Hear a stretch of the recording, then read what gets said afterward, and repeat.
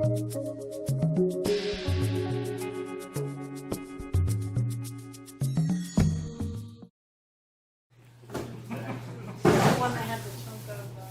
yeast missing.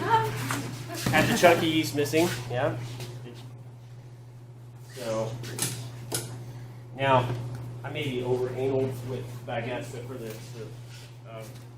teaching the class, we'll. What weight do you do baguettes, Jesse? Pardon me? What weight do you do? Weight?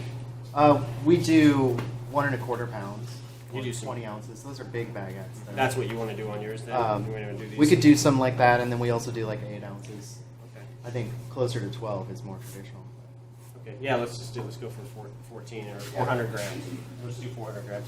So when I dump this out, I like to keep it square again. I do like to cut straight down like this, and I like to do my best to get it as accurate as possible without having too much additional on there, which I'm not doing on this one.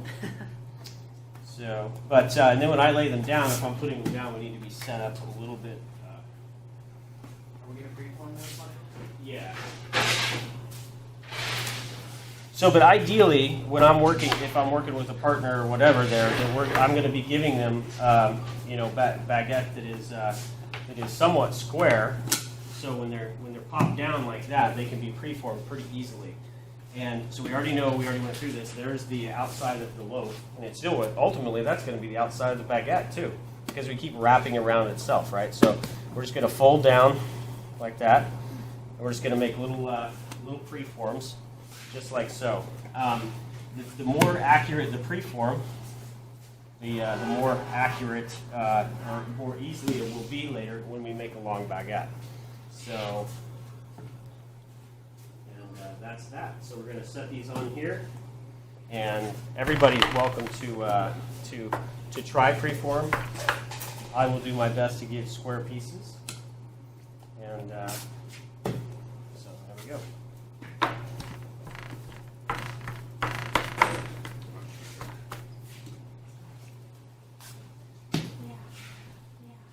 Come up with a vending machine that spits out one baguette. I have seen that. In no bag or nothing, it just rolls down like a can of Coke. You can see that on YouTube.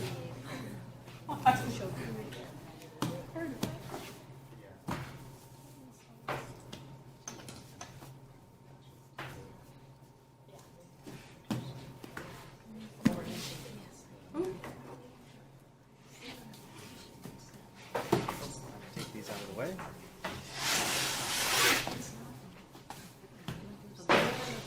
That one is a little odd one, so I We should dust that. I'd probably, do it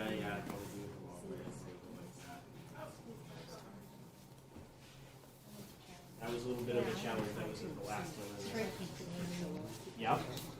Got a little bit more. I got another dough somewhere.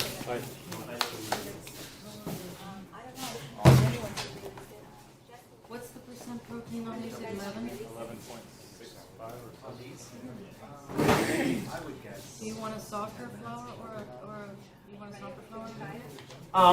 This flour is okay for baguettes, but you know what? I don't mind a little bit softer flour for baguettes. Especially if you want a nice tender French baguette. But this is fine. This is a good it's a pretty soft flour that works in a lot of different applications. What weight are you using? 400 grams. 400 grams.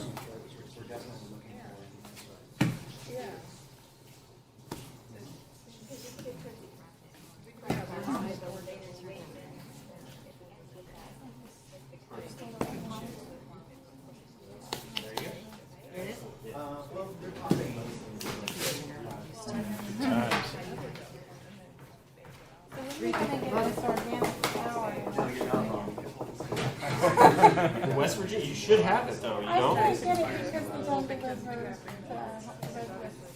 Oh. and the only place is one certain one. Like you get Galahad, and I get Lansing.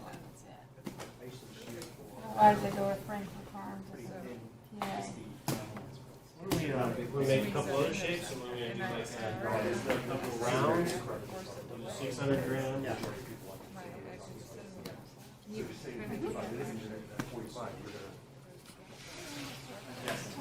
So on the round, just the same pre-shape as earlier, we're just going to basically wrap it around. I mean, really not much effort on that.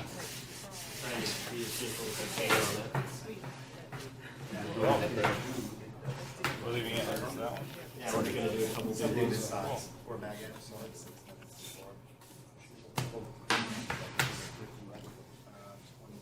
We can actually turn these into what I would refer to as like a Parisienne or something like that, or a big Italian loaf. So if you get your cut right, this will peel back.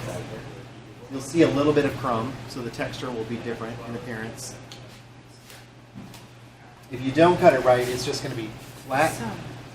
Might even make your baguette more flat if you cut it too deep. Holding the blade is really important. And we'll have some actual bread to do this with in a minute. It's a baguette. It's a really fat baguette. You want to hold the blade at a 45-degree angle and then turn it back towards you about 30 or 45 degrees. And then slice on the top.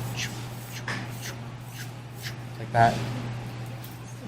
It's that angle that when it hits the heat and starts to expand in the oven that's going to force that edge to curl out, while the other part just sort of rolls out, exposing the crumb. You cut it straight down, your cuts are just going to go, you're going to get no curl. They might look okay, but they're not going to have much character. And if you hold it too far, then you get like this crazy fin that'll rise off of there that's razor sharp. So 45-degree angle, and then turn back towards you 30 to 45 degrees.